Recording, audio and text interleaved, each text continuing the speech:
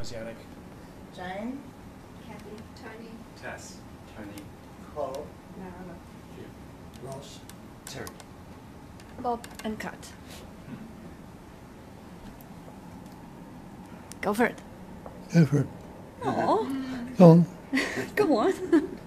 Okay, he will fire up. I'll just warm him up. I found a little secret on the last meeting that when I threatened him that we're going to be sitting in silence, without any gazing, but just sitting and savoring the sense of presence, he will fire up and speak. Because really it is about savoring that sense of presence. The more we come back to that certainty of being, which is the only certainty we can ever have, the more attention rests on itself rather than going into a distraction of the world, into the conceptual, imaginary overlay, which is like the sense of presence or awareness of being as a screen. And on the screen, there's someone there. On the screen, there is a content. There is a movie going on. There is a story going on. Story about me, usually. Me being the body, or me being the mind, or me being important, or me being not enough, or whatever it is. Jeez, yeah. Yeah, there is one chair. So you hold it, you keep it, I'll get it.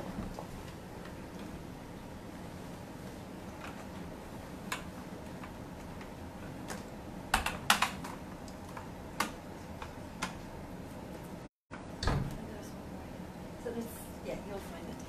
Hey. Hey. You are back? Yeah. Yeah. So one chair here, one here, and one there. Okay, thanks. Options.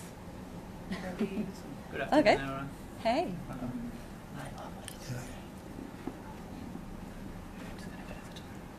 Yeah, go for it.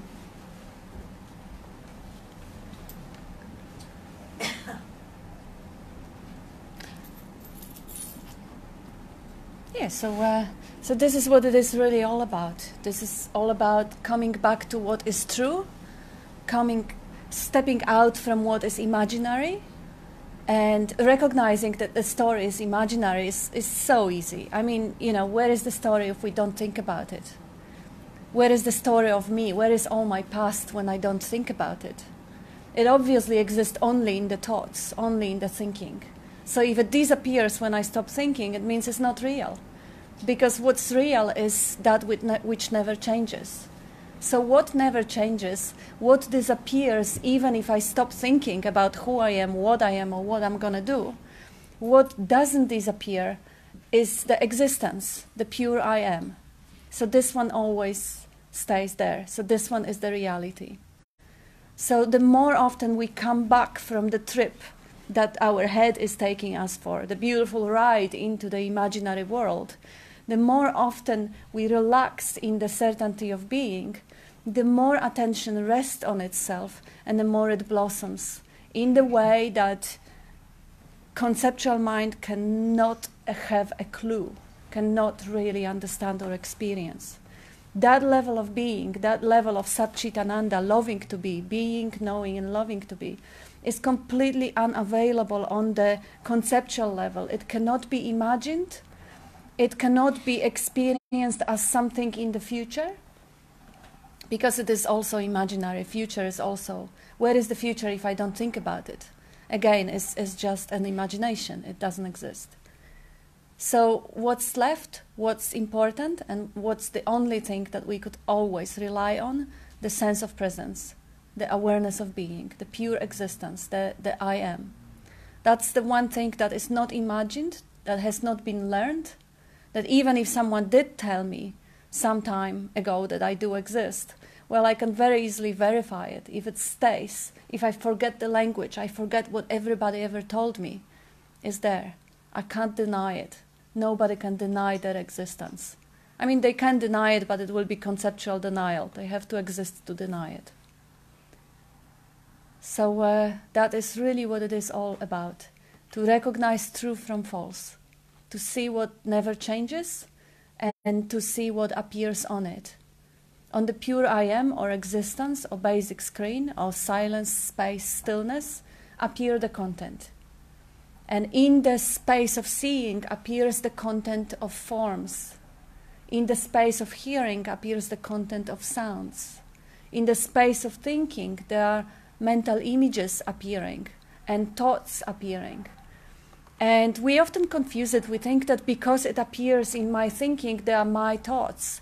And because they are about me, they are about this body, not any other bodies. So that seems personal. But really, if we have an honest look, how thoughts appear, of course they will be relevant to the survival of this machine. And thoughts appearing in that one will be relevant for that one. Thought appearing, I mean, depends on the definition of thought. But the action thoughts that appear in that animal walking here, it will be relevant for this animal, for this cat. So it doesn't mean that if thoughts appearing, they are my thoughts or they are personal thoughts because there is a personal self that owns the thoughts. It just means, yes, they will be relevant. Same as things that I will be seeing will be relevant for the body. I'm not seeing what the eagle is seeing. They're having much, much better eyesight and they see much more. They see little mice or little grubs. I don't need them, so I won't be seeing them. Same with the sounds. Dogs can hear so much more than people. So the sounds are only the relevant for the body-mind machine. And same with thoughts. Doesn't mean they're mine, doesn't mean they're personal. Thoughts appear in the same way as sounds appear. In the space of hearing, there are sounds. In the space of thinking, there are thoughts. And now, if I would imagine that I can think my thoughts or I can choose my thoughts, the obvious question would be, okay, so what's my next thought is going to be? Do I know what am I going to be thinking in 5 minutes from now? And if I could choose it, wouldn't I only choose to have blissful thoughts? Why would I have any other thoughts? Like we all after pleasure, even animals, they are avoiding pain and chasing pleasure. That's what the body is wired for. But understanding that I can't choose the sounds, I can't choose the sights, I can't choose thoughts, suddenly I'm not a doer anymore, I'm not a choice maker anymore, so what am I? And the idea comes, the mental image comes, okay, I'm the body-mind, or I'm my feelings. But that's again is only idea, which is only there when I'm thinking about it. When I shut up and I'm not thinking about it, there is no idea of the body, there is no idea of the mind, and there is no idea of any personal self. So it is totally imaginary. I mean, imaginary is conceptual, it's only happening in the head. When the head is absent, when I go to bed and I sleep, there is no idea of conceptual image, there is no idea of the body. And if there is, actually I was dreaming tonight, and I looked in the mirror and I had big, beautiful, long hair that was slightly curly. I loved it. It looked great. But it wasn't my face. It wasn't my body. The body that was actually manufactured in the dream was for the purpose of experiencing the dream. And where is it now? All gone. But the sense of I am in this big, long hair, blonde body was still there. This is something that never goes. This is something that is always there. When we sleep and we don't dream, we may have no memory of that sense of I am. But we can't deny it because we're not there to deny it. I mean, gosh, it's the experience of existence. When it is all there is. Of course, I may get drunk and forget about it for 5 minutes. I can have a blackout. And I don't know that I'm existing. But because there is no memory, it doesn't mean it was gone. The sense of existence doesn't go, that it is the basic screen, something that never changes. The same sense of existence I had as 5-year-old. I knew I was. I had different image of myself. I have different body, I have different thoughts. I have completely different mind, completely different interests, everything. But I knew that I existed, and I know the same thing now. So it seems kind of boring for the mind, sense of existence or presence or awareness. Like, yeah, what a big deal. But that's where we start. That's what really, that's the one thing. If you want to find the ultimate truth of life, that's the one thing that never changes, and that's the one thing that totally doesn't depend on belief system. It's completely out of any belief system, any religion, anything that we were ever told by somebody else, conditioned, educated. So this is the place to start. And actually this is the place to stop also. This is the place where we actually stop. we stop in that sense of presence and savor it, taste it, experience it, relax into it. And there will be distraction coming up. There will be different sounds in the room. There will be different mental images in the head. But if the commitment is there to find the ultimate truth, that which never ever changes, then that very commitment, that love for the truth, will make us discard the distractions, discard the rubbish that comes up, and just relax in that certainty of being. And as more of the attention withdraw from the mental images and from sustaining the story, the more of that attention is free and is available to rest on itself. And then the veil of the mind gets kind of thinner and thinner and thinner, and the sky and the sun shines brighter and brighter, until the point where it just tips over and the distraction shows up on the screen, but it doesn't steal the screen. It doesn't steal the show completely. If the idea, thought, or the image shows up, it is very quickly recognized as the idea, thought, or image.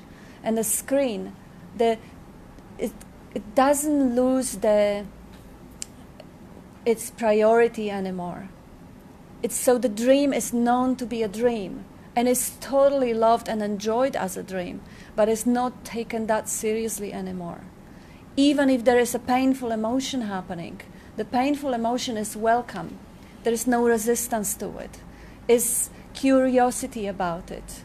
Even if there is an unhappy thought coming up, again, there is just what appears on the screen. That's just an appearance. If you see everything as the appearance, and you know you are the basic screen of the awareness of being, life is easy. Life is delicious. And even the appearance, because it has to be dualistic, it has to be up and down, black and white, and pleasant and painful. That's even the pairs of opposites shown on that screen are not being resisted anymore. And resistance, I would say this is the best definition of suffering. Resistance is psychological suffering. When anything happens, whatever, I mean, I break both legs or something like that, but I don't resist it. I say, okay, that's where I am. Now, what now? I relax and the body begins the process of healing. And there is a pain. So the body is saying, watch out, be careful, don't damage it. And now there is a pain, there is a healing, there is immobility, there is inconvenience, but there is no idea that, why did it happen to me? It shouldn't have happened. Why is it lasting? Animals don't have that commentary going on. If the animal is wounded or something went not the ideal way, because, this is again, it's a duality. It's day and night, one day is sunny, one day is raining. And that is how it continues to happen. But the animals don't have the commentary that come up with the resistance. It shouldn't have happened, where it is going to take me, or it's going to get worse. So they don't resist what is, so they're basically happy to be. And this is called natural state. State in which you are in touch with the core of your essence, with your being, or with your heart. And from this groundedness in the reality, in the presence awareness or loving to be, you basically just admire the appearance, the Maya. That's how they call it. They call it Maya. That which constantly changing. From what never changes, you're just basically blessed to witness that which is constantly changing. And that actually, understanding that is constantly changing, makes it even more precious. Because that moment is never ever going to be the same again. So you don't want to waste it. You don't want to lose it. You don't want to go to your mind and imagine some other moments. Because this one is the reality. Come on.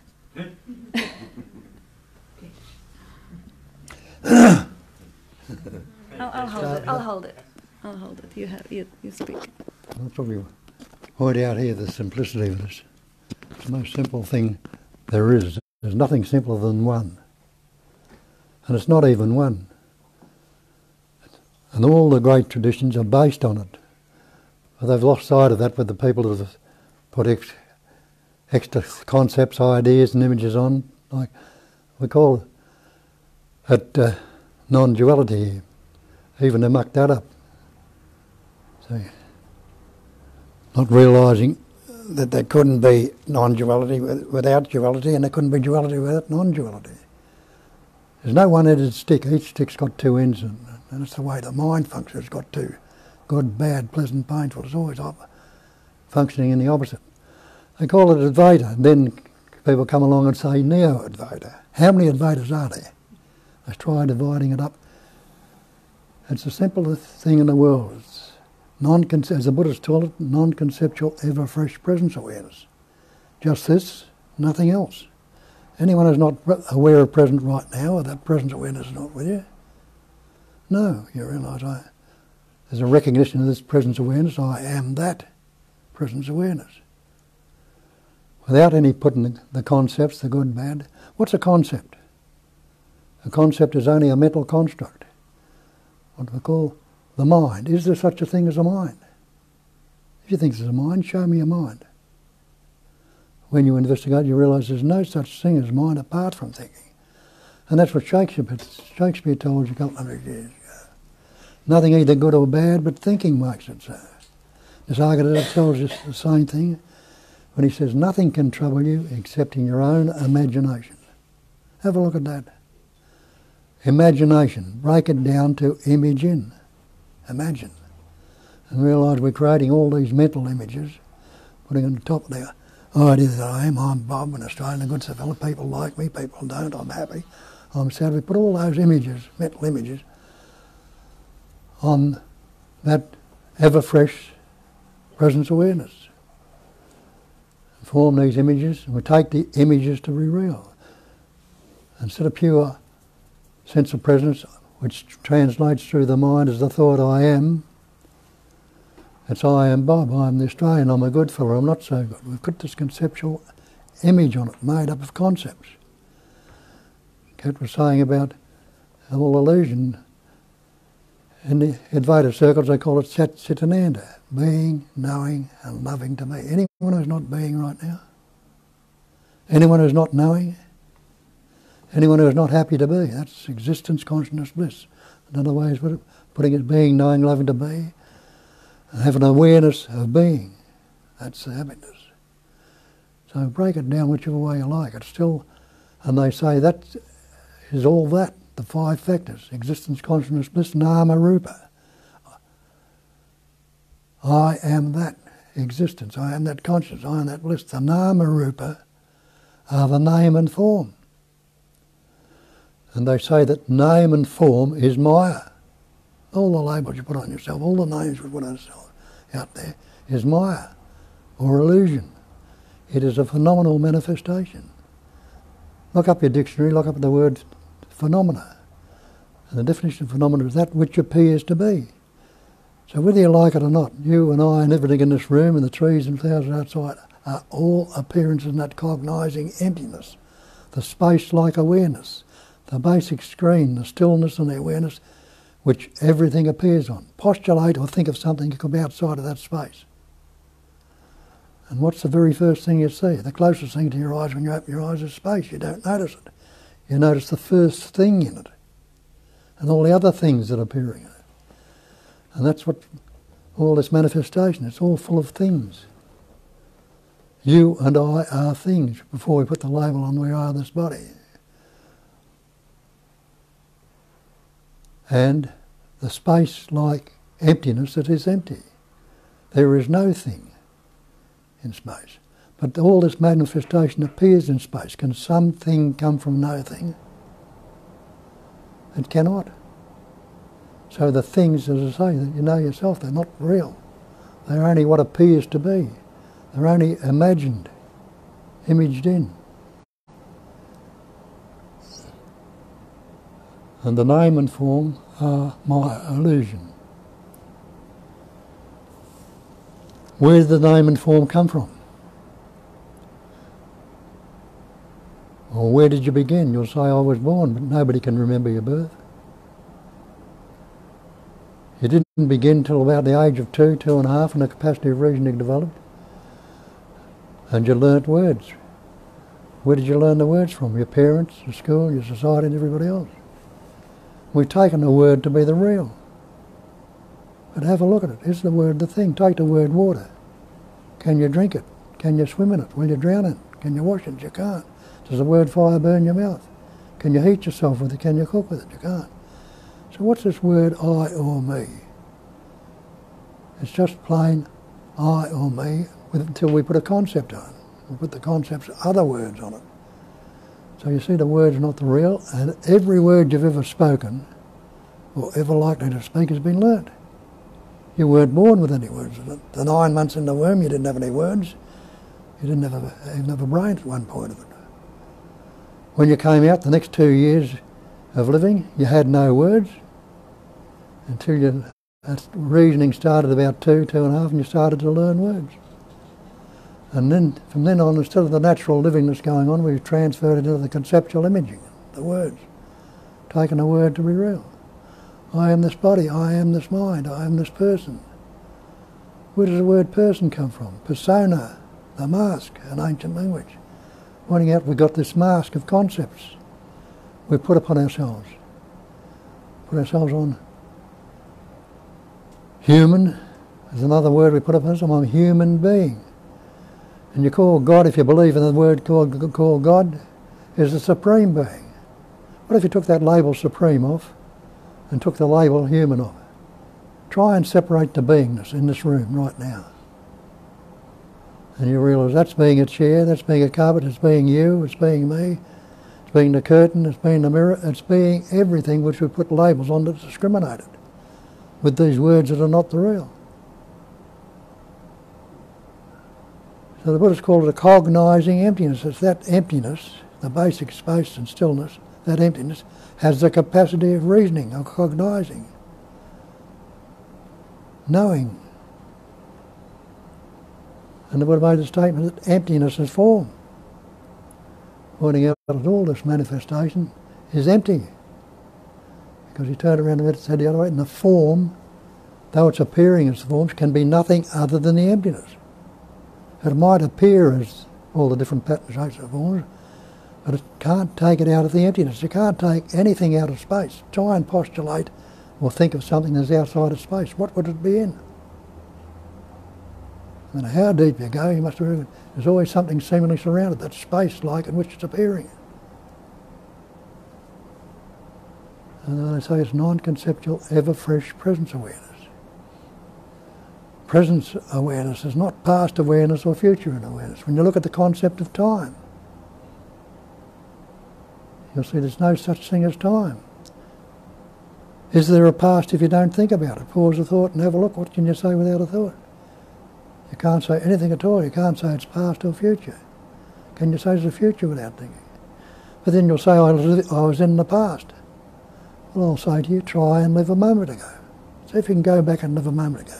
See if you can go back and live last week or last year. You can't. You can recall them. But the only actuality you're giving is when you're recalling it. You can't even tell me what you thought of a minute ago now unless you recall it. Test that out for yourself. See? In the future, you can anticipate and imagine the future, but you can't live a moment in the future. And that anticipation and imagination is going right in this presence about a conceptual future time. So when people say you've got to try and stay in the now, I'll say try and get out of it. See if you were ever away from it at any time, this presence.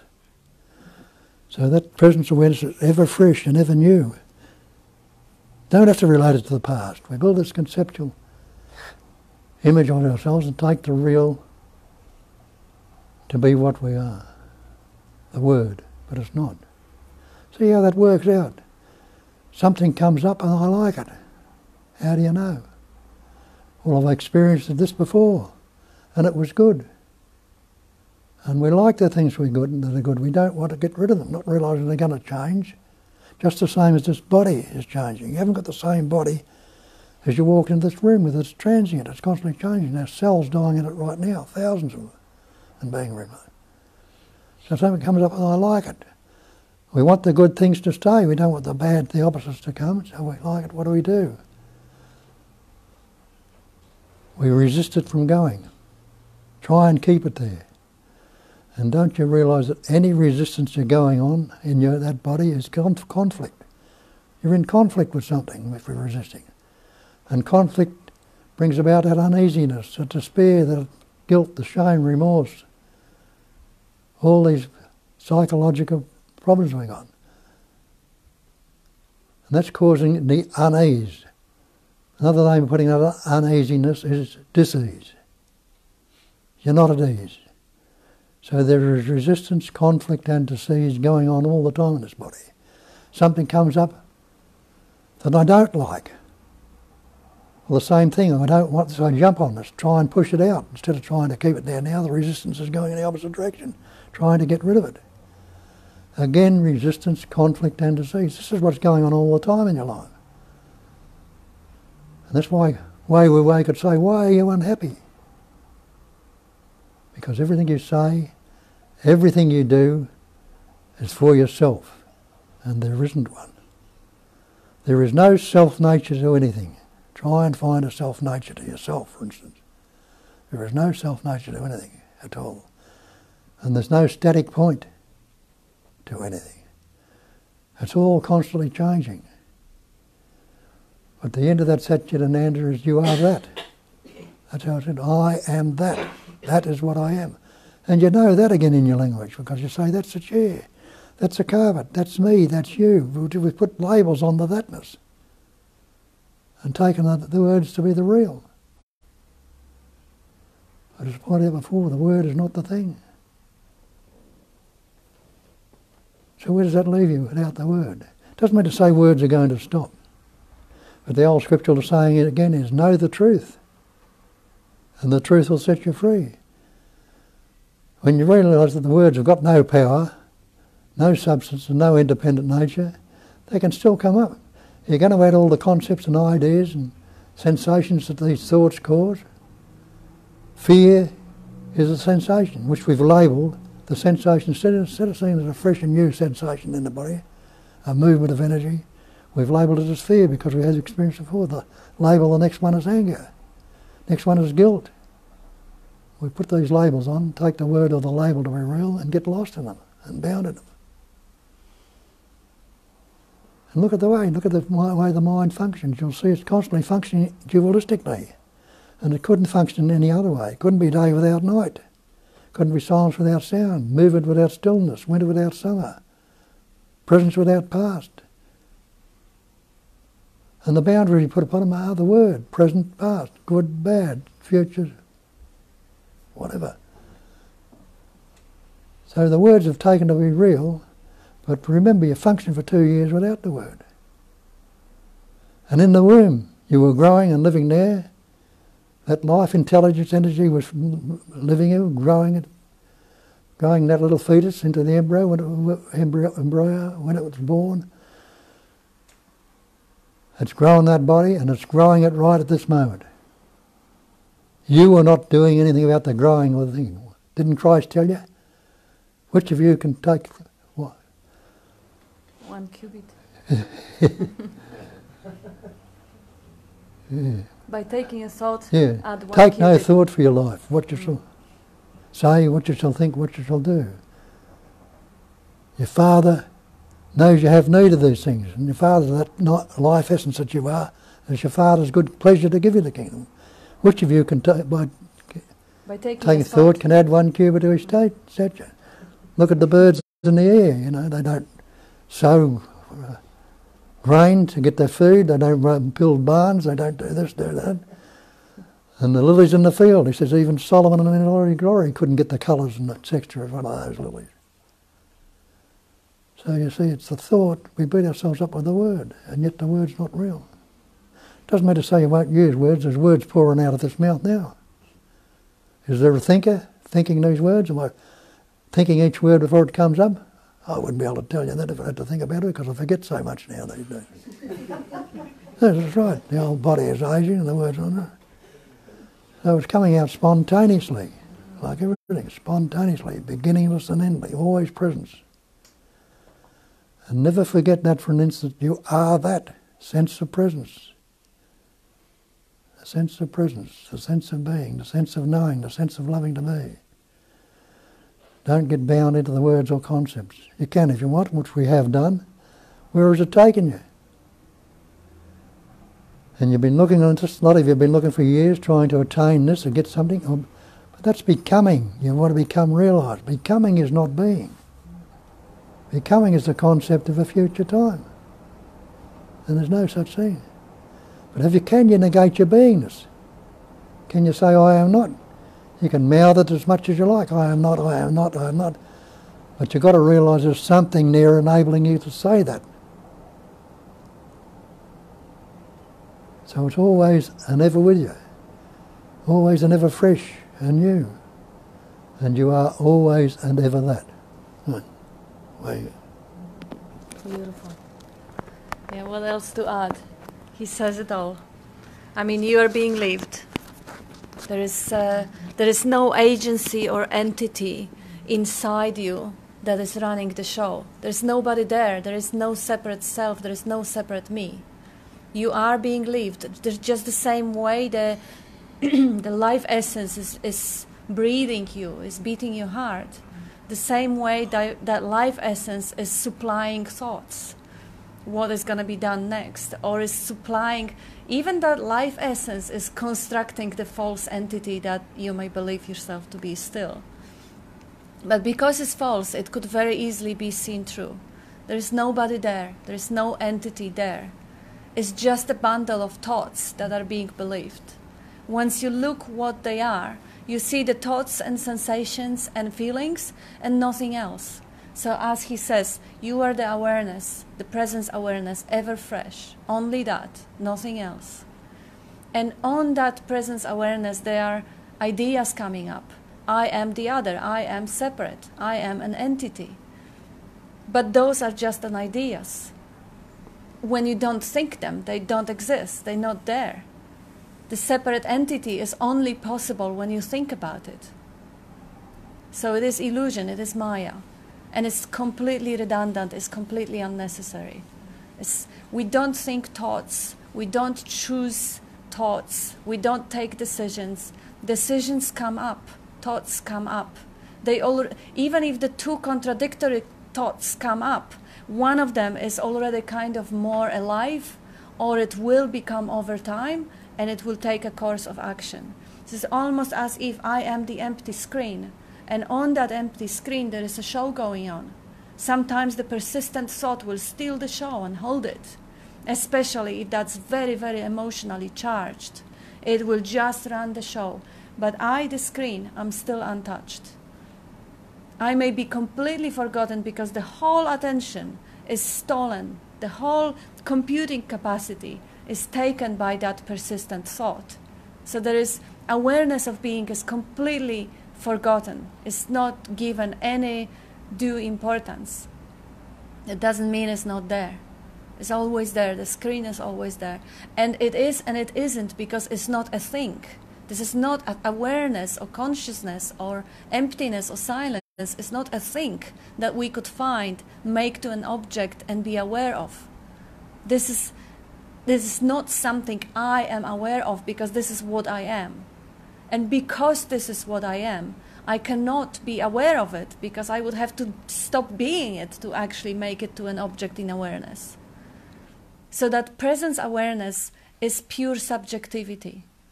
It's not something that could be objectified and understood or grasped. That's why we often say here, you can't grasp it with the mind. There's absolute impossibility to ever find out who you are. You will only be left with understanding that you are, I am. But what I am, who I am, it cannot be answered other than through the mind. And as we know, the mind is imagination. So whatever I say behind I am is going to be a lie. Because I cannot know it. How would I know it? I would have to stop being it to evaluate it.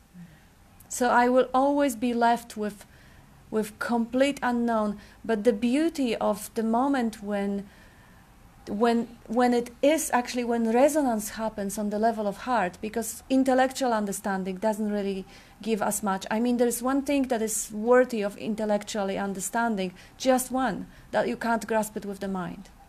And when that thing is understood, that you can't grasp it with the mind, and you stop trying to grasp it with the mind, that is the moment when the heart essence can really shine forth and resonate with it. And when the mind is quiet, or even if it's not quiet, it can be loud. It doesn't matter. If I know that this is just a noise, and I don't really focus, I don't really feed it with attention, I don't refuel it with the attention, it doesn't matter whether it's quiet or it's loud. So it is the non-conceptual awareness. It is the place which we know by heart, which we know in the guts, which we know, the knowing that we are. The conceptual awareness, the content of awareness, the computing, comparing, resisting. This is all part of the dream. And it's quite beautiful when you see it for what it is. It's beautiful even when resistance comes. And resistance, cool, interesting. Or sadness comes, wow, interesting.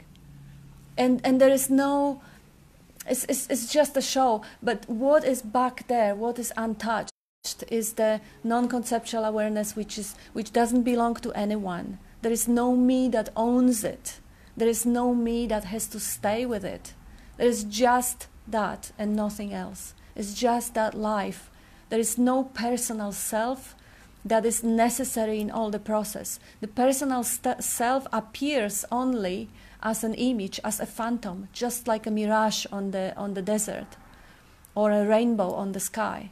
It appears because of the process of conditioning, the process which started when we were children, and we were taught to label things. And suddenly, because before the labeling process, a little baby is actually seeing things like floating in and out of awareness, it doesn't even have the concept that these things exist outside of awareness. Like mother appears in front of a baby, it doesn't even have the concept as a mother.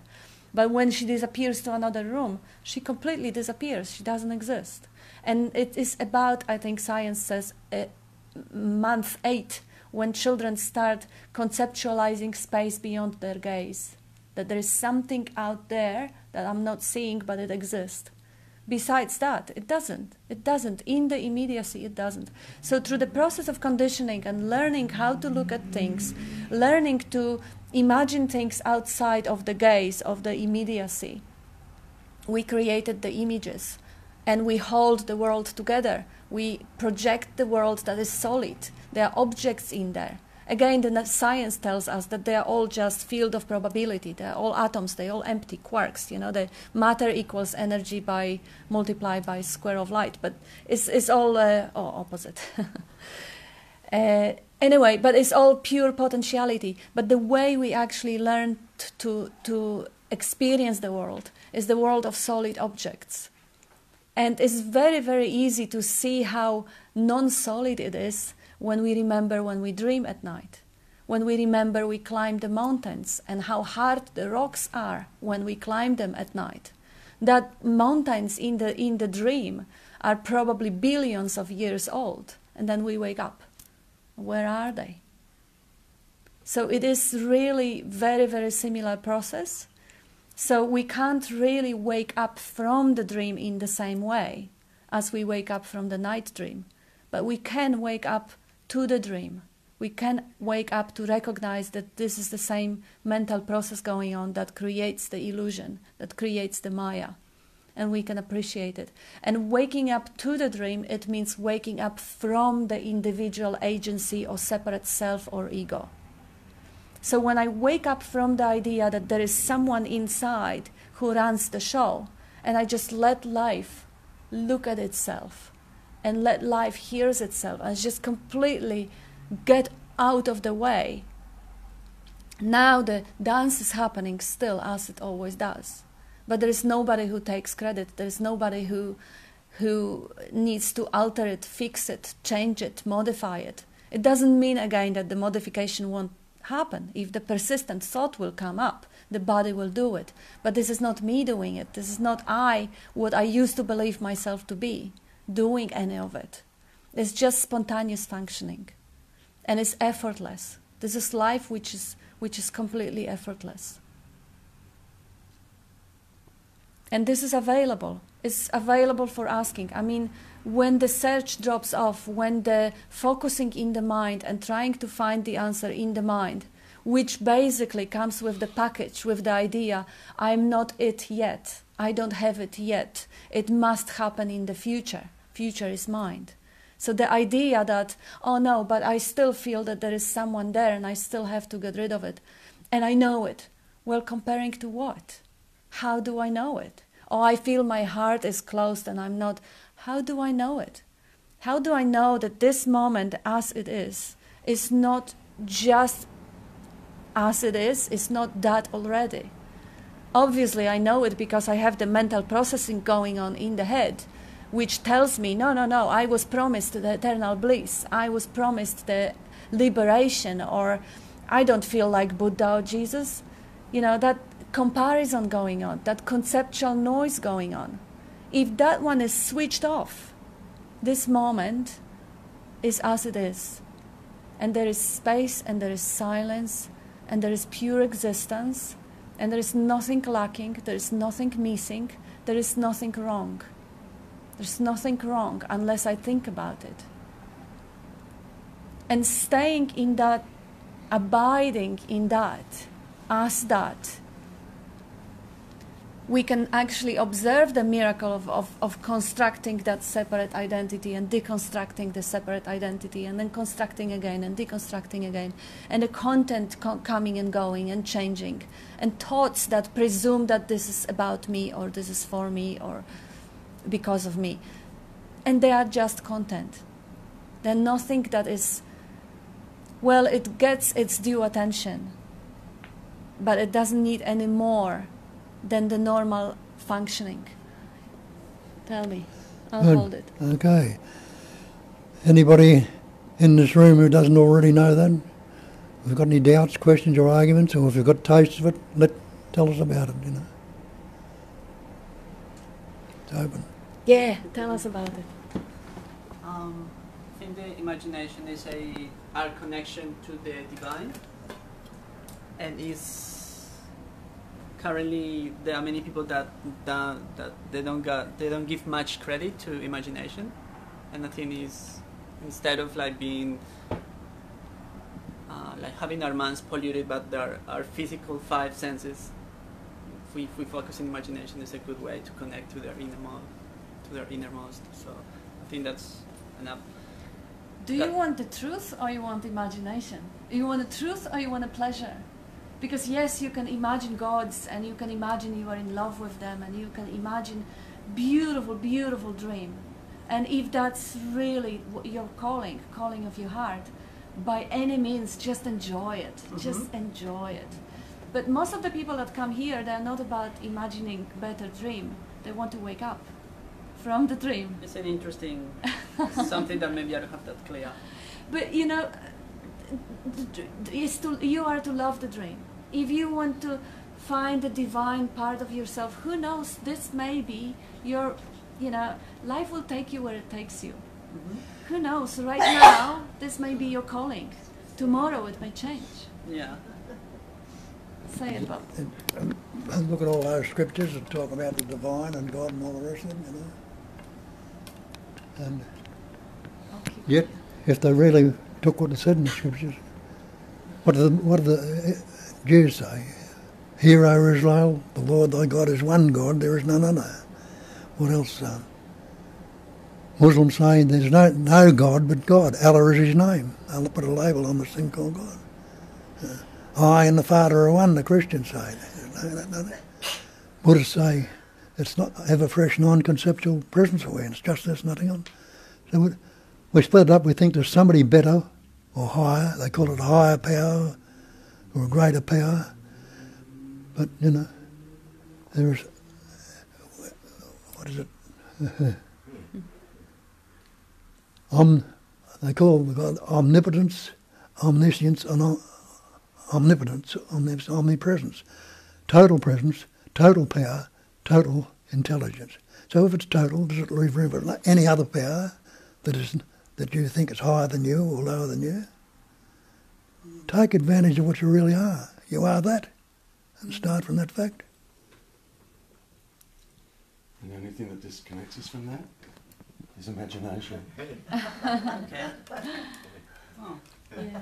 interesting. And this divine devotion towards that is so delicious. You don't really have to completely resign from the devotion to that divine being or whatever. You can just basically bow down to yourself, to your own self, because as Bob says, if that's omnipotence and that's omnipresence, it means your sense of presence is part of it. This is the divine. Your own existence is the divine. You can have, and I always recommend it because this was what really helped me, to actually open your heart for that divine devotion, is because life is so much easier with it. If you are in love with the truth, if you are in love with your nature, with that presence, you don't have to sacrifice. You just, it's the same way as, if you love someone, you do anything for them easily, and it doesn't feel like an effort, because love is that power that gives you wings and you can fly. Mm-hmm. So if you have that calling for devotion, just see if you really want to construct a separate entity out there to which you bow down. Or maybe you don't need it. Maybe that divine is all there is. Maybe it is total power. Maybe that divine, you can recognize it in every flower, in every bird, in every stone, because this is its creation. If that's a creator, it creates of itself, just like the ocean creates the waves of itself. So every wave is still the water, is still the ocean.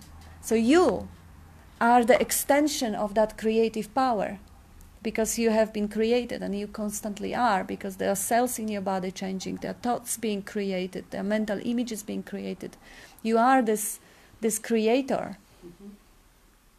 And it's good to be humble as individual. Yeah, me, nah, on my own, I have no power, I'm nothing. And that's also true. That ego or the individual which used to think I'm responsible, I'm guilty, I run the show, it is nothing. So it's a paradox, because on one hand, you are the totality, you are that life, forming shapes and patterns and manifesting as other, like he said, the emptiness manifesting as forms, you are that. And at the same time, the little me that we were conditioned to believe that we are is nothing. So it's not only about me surrendering to the greater magnificence, but it's me completely dissolving into it. Mm-hmm. Like, I'm not even humble, I'm not there, I don't even exist. But yeah, listen to your heart, because you have your guidance, and through the originally it may start from that imagination and that devotional pull towards it, and it will, that love will show you everything. It will totally show you wisdom. They say, there is a path of the jnani where you go through the understanding and you find love, or there is path of bhakti where you go through love and you find wisdom. Either way, you're going to be fine. You're going to get all the package. Mm-hmm. And you already have it. It's just you're going to find it within yourself, because it's not that you're going to get it. You're going to find it. It's there. Mm-hmm. But it's a beautiful question. I always love the questions about... What we investigate here touches on what you opened with, imagination. Okay? And imagination in and of itself is a beautiful thing. In and of itself is quite beautiful. Someone at some stage, imagined that we would be able to fly. It was imagined. Yeah, just came in, like a lot of things do, like actually everything does. Okay, but more often than not, we take credit for stuff that that we imagine. Yeah. So the imagination is, or thought, if you like, is quite a beautiful instrument. The problem with human beings is when they start imagining what they are themselves. That's when the problem arises. You know, imagination in terms of creativity is quite beautiful, like magnificent. But where we run into problems as human beings is when we imagine ourselves to be a particular thing, something or some idea, or some feeling, some emotion, some state. And all of that is totally imagined. It's all in our mind, you know. And then we come here and we kind of get told, you know, what you're seeking you already are, so there's nothing to find, yeah? No one to find it. No one to find it. I'm not speaking to anybody, right? And your head kind of goes, what the fuck? You know? Yeah.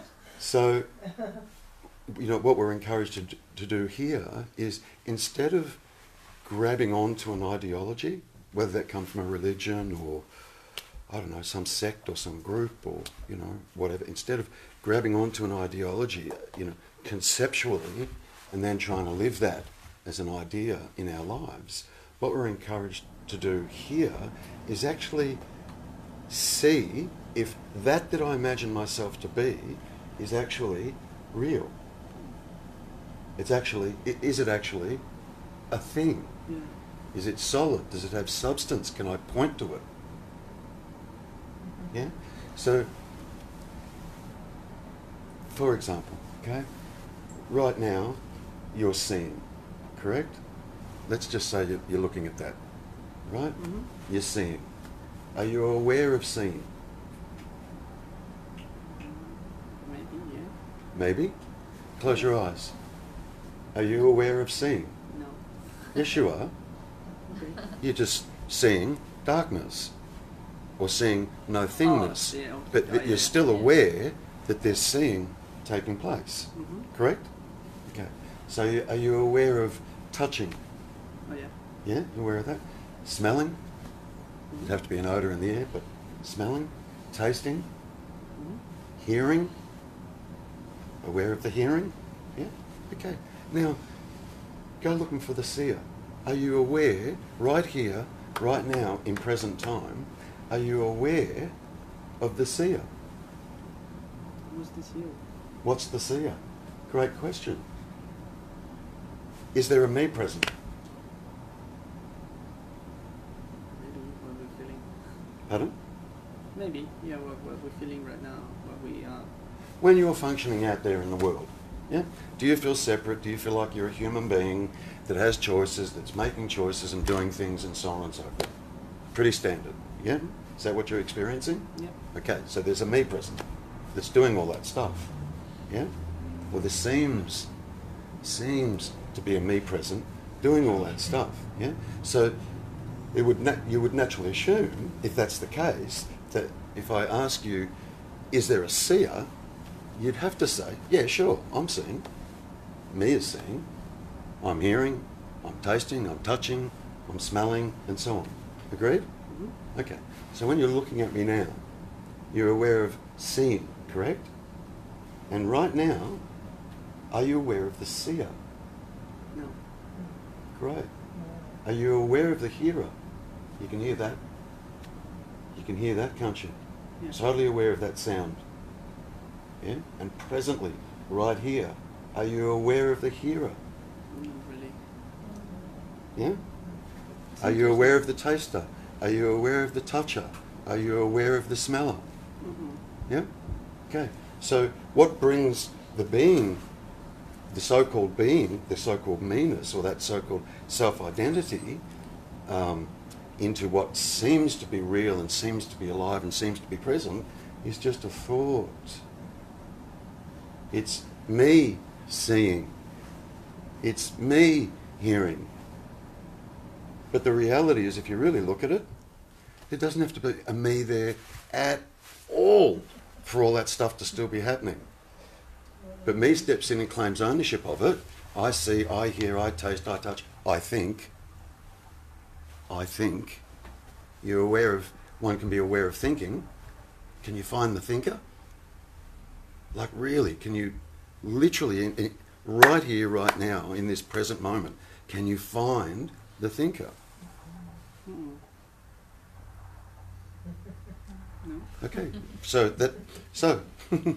can you find your so-called me that you believe is there, that functions out there in the world, and is choosing to do this or choosing not to do that, and so on and so forth, right here? Well, that's the illusion of the I. The illusion, yeah. That's right, the illusion of the I. Total illusion. It's imagined. That's why I loved it when you started with that. It's totally imagined. Okay. We imagine ourselves to be something. And if that imagination was absent, and there was absolutely no thought, none at all, you would just be absolutely, totally here, now, present. Completely. Enlightened. Yeah.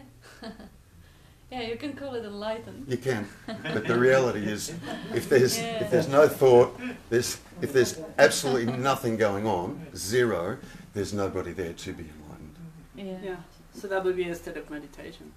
Pardon? That would be in a state of meditation, right? No. What would be in? Sorry, what would be in a state of meditation? When you are inside of, like, in the darkness, like with no input from your physical senses. More. More information. What are you saying? Yeah, that would meditation is to connect to your inner being, the internal, finding the light of what your real essence, your spiritual soul. See, there has to be a Mark has something to say. has to be a meditator to meditate. There be meditation. Who's the meditator? Just the same as who's the thinker? Who's the seer? Yeah. And, Keep going. and you talked about going in, Yeah. which implies an out, And someone to go in. and that's the state of It's a duality. split. Yeah. This isn't about trying to get something. It's not about trying to acquire something, some state or some realization that I'm going to experience and have whilst I'm sitting in meditation.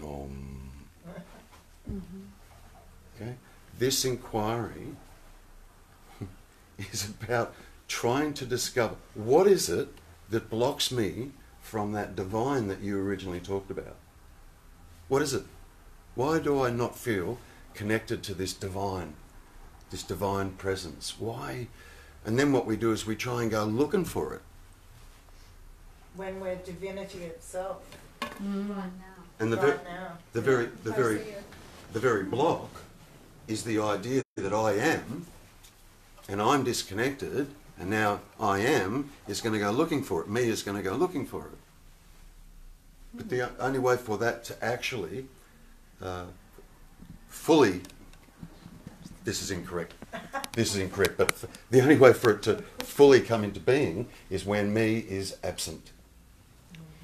It's always there. It's always being anyway, but it's covered. What we do is we take the imagined self and the imagined thoughts to be what we are, and that's what blocks that presence awareness. So the idea here is to investigate what am I? Where am I? Where do I start? Where do I exist? What am I? What am I without a thought? Nothing. That's interesting. What am I? Absolutely without a thought. What could you say? Like without a thought, you couldn't say anything, but you wouldn't disappear. You would still be here. So it's not a matter of acquiring anything, it's discarding all the rubbish we've taken on board. Discard it all. Which feels like death. Which is the death of the me. The ego. And isn't it delicious? No. To who? So what are you missing? What's happening? What's not delicious? What is something's going on? Something painful? You spoke of dreams earlier. I've just had massive dreams of losing all my belongings, and it's freaking me out. And you're going to say, well, who is the me freaking out? No. It's just freaking out. It's just a sensation there's going on. sensations going on Yeah. of real discomfort and wanting like to grasp onto something to anchor. And but It's a breakthrough. Yeah. So Bob has a good point. Very good point. No. So what belongings did you have when you came into the world?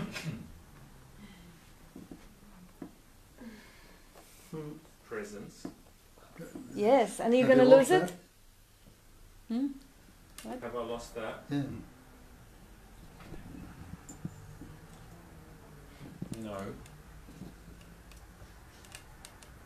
Can you lose it? Well, I suppose I've taken my belongings to be with the reality. Yeah. Good to know, isn't it? So when Terry said before, when you two were talking, and are you aware? I suppose what helped was there's just awareness. There's just awareness of this, awareness of that, awareness of this freaking out that I'm experiencing. Yeah. There's just awareness. Yeah. No me being aware of it, just awareness of. Okay. And we never look there. And what? We never look there. It's like, it's insane. We never actually look there. We're so conditioned to look out, or because of the dualistic nature of thought. Yeah. There seems to be a subject here that is always looking at an object. Even thoughts are objective. There has to be a subject there to be aware of thoughts. So we're always totally conditioned to look out. Just, you know, and that gets kind of bred into us as we're kids and we're growing up and so on. And I've often said at some point you've got to get, and it just happens, but at some point you've got to turn around. You just have to turn around. You have to start to become, sound crazy, aware of awareness. And we just completely take it for granted. We don't even look there. We don't even look there. We don't look there because we're so fixated and addicted to things, objects, subjects, thoughts, ideas, all objectivity. All related to a me, which is a story which appears upon the presence. So when we see that me is a story that appears upon the presence, and everything that goes with the me, whatever's happening is appearing on the presence. And then all of a sudden you start to cognize emptiness. I get that conceptually. I really get it. Yeah. But there's a struggle at the moment. Yeah. That's my reality right now. Yeah. I understand. So hearing it Totally. doesn't help, because it does, but it doesn't, because Yeah. what I'm experiencing right now Yeah. is like Yeah. overwhelmed. And it's totally okay. Like that's absolutely totally okay. Embrace it. So I don't want to negate that there's No. overwhelm, because there is overwhelm. Yeah. Absolutely. Yeah. Look, absolutely. Embrace it. It's okay. I had that. It's totally okay. I wouldn't say to you, which I think can be quite rude when a person is experiencing that stuff. You know, who's it happening to? Yeah. That's bullshit. Like, seriously, that's bullshit. If that's really what's going on, yeah, it's okay. Like, be with it. But be with it. Embrace it. As opposed to being in resistance around it. Yes. Yeah. Well, I suppose I've been in resistance of it by thinking that there's no me, so I'm kind of resisting it, which is why it's come up in my dreams. Gotcha. Yeah. That me, talking about addiction, me is the main addiction. Yes, that's right. Oh, yeah. That is the one that's the hardest Yeah. addiction to Primary remove. addiction. That's right. So if it becomes under threat, it's going to Gonna act play up. up. That's It's what I going said, to it's a breakthrough. there's going to be incredible fear, frustration, all of that.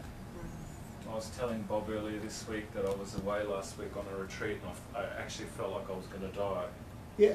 That it felt like I had to hang on. The only thing I had left to hang on to was my thoughts. And that if I let go of those, I'd just disappear. I wouldn't exist. I'd die. Yeah. And then what Bob said was some example of someone hanging on and through the night and they thought, oh my God, if I let go, but then when the morning came, the ground was this far away from their feet. Beautiful analogy.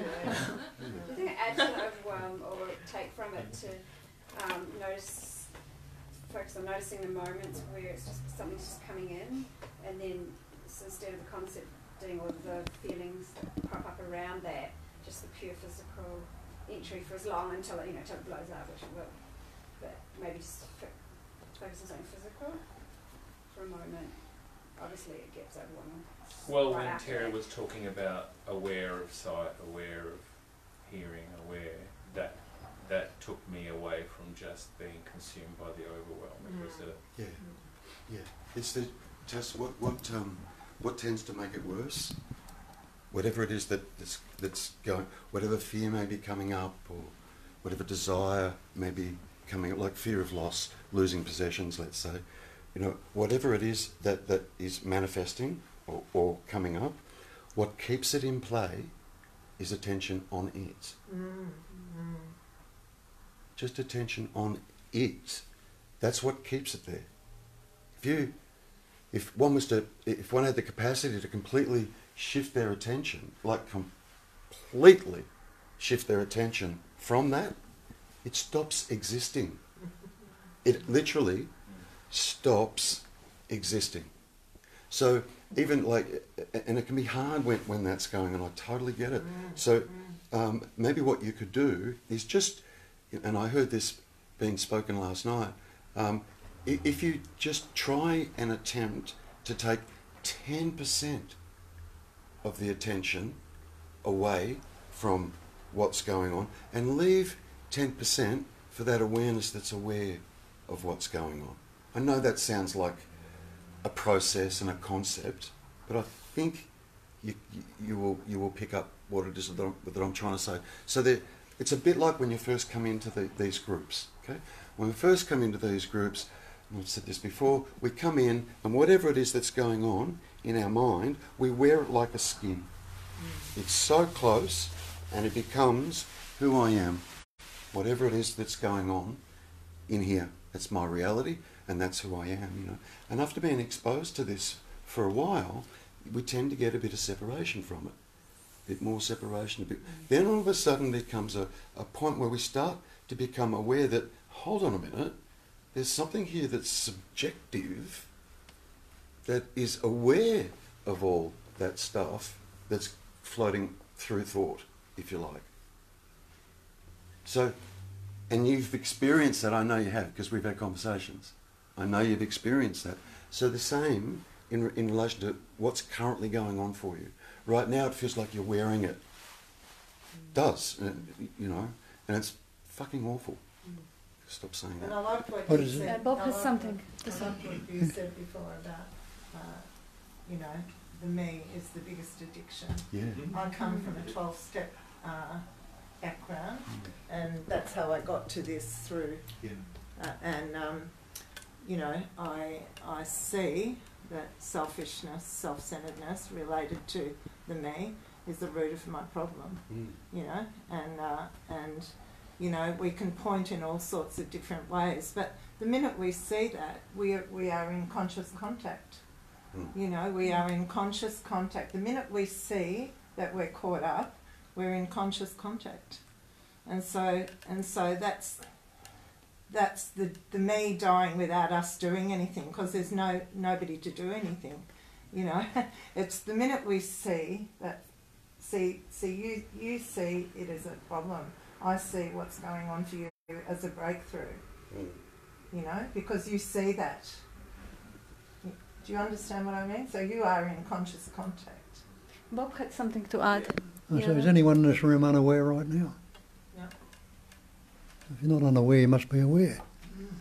And what the content you put on that awareness, you think that to be real, but the awareness itself, could you have that content if that awareness wasn't there? It's not a thing you can grasp, of course, because it hasn't got any shape or form. But the knowing that you are not unaware right now. What more do you want? Also, there is another little aspect which, I don't know, sometimes it helps, sometimes it doesn't.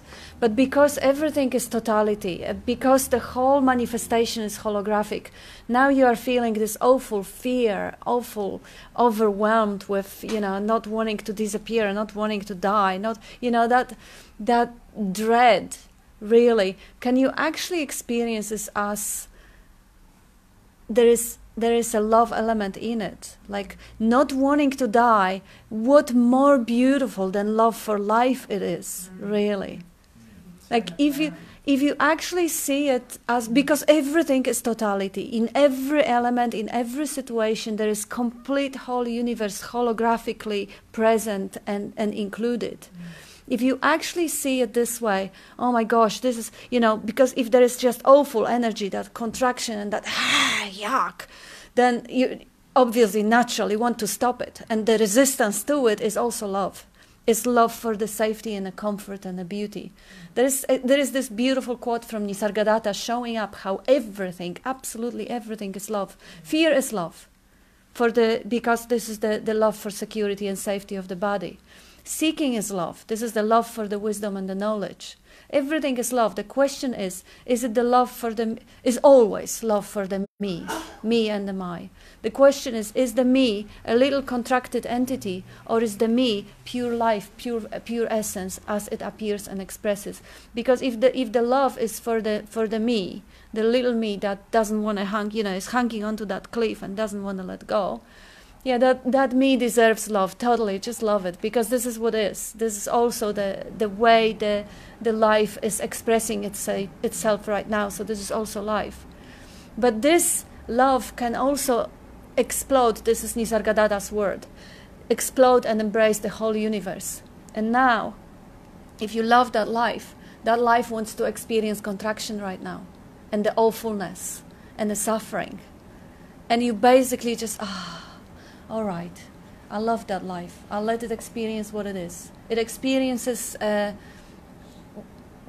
resistance. Okay, I'll let it experience what it is. And in this moment, you actually, just what Terry was saying, you release some of the attention that is trapped in keeping it real. Some of the attention is free now to actually have curiosity around that, what's happening. And this is not at any point pointing to a denial of the me. If there is a sense of presence that is contracted, that's exactly the sense of presence that is contracted. Pretending that it doesn't exist is idiotic. Pretending that it's really, it is about affirming life in all, recognizing thee in all thy ways. Like thee, the life, the God or whatever, divine, in all that ways. If it manifests as the contraction, awfulness, and love for life, and not wanting to die, even as individual, beautiful. There is something precious about it. And if you want to end it because you tasted the sense of expansion and the sense of freedom and the overwhelming love in which there was no obstruction, and you want to go back to it, and you don't, the contraction feels bad, that's beautiful too. Because, even trying to get the experience back, trying to come back to whatever the taste you had, even that is love. And it's just too obviously, it's too clear. I mean, this was just so great, I want it back. Isn't that love? And it didn't feel like for me. Of course not. Very much resonated with what you're saying, because it took about 4 or 5 years to get rid of that fear. That fear was so overwhelming that I would go to non-duality meetings, I would just shake inside that from fear of dying. Me too. And then I sit there for 3-4 hours, and that will go away, and the fullness will come, and another 3-4 days the fear is back, and I'm pissed off because I felt like I'm not experiencing that anymore. Yeah. Also, I would run to another non-duality meeting, fearful. Fear will go away, and then bliss for the next few days. Yeah, exactly. About that's 4 or the 5 pattern. years. So Yes. it didn't feel like love. Yeah, that's the pattern. I was coming to Bob's meeting for 3 years, never opened my mouth. Didn't even ask question. I was too paralyzed with fear.